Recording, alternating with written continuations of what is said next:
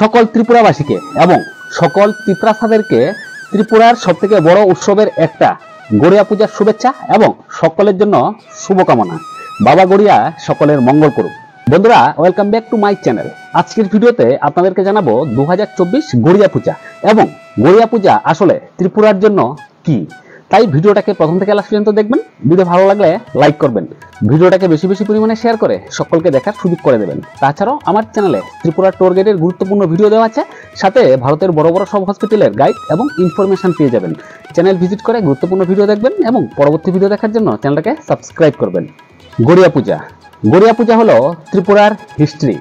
গড়িয়া পূজা হলো one of the best festival of Tripura people and ত্রিপুরাসা people. Garia পূজার কিন্তু অনেক নিয়ম নীতি আছে, তবে গড়িয়া পূজাটা কেন করা হয়? গড়িয়া পূজা করার একমাত্র উদ্দেশ্য হলো জনগণের, দেশের এবং জাতির শান্তি এবং মঙ্গল এবং রোগ মুক্তি কামনা করে কিন্তু এই গড়িয়া পূজা করা হয়ে থাকে প্রতি বৎসর। বাবা গড়িয়াকে কিন্তু মুরগ দেওয়া হয়, মুরগ বলি দিয়ে কিন্তু বাবা গড়িয়ার নামে অর্পণ করা হয়।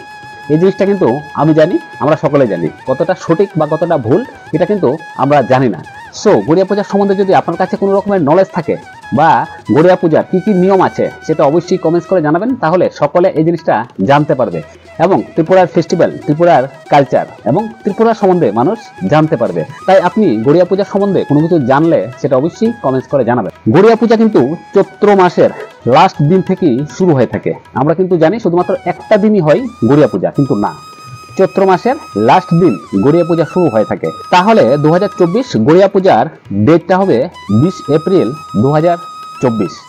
ক্যালেন্ডারের মধ্যে কিন্তু 20 তারিখই দেখাচ্ছে গড়িয়া পূজা, কিন্তু আমরা যখন গুগলে সার্চ করছি তখন দেখাচ্ছে 21 তারিখ।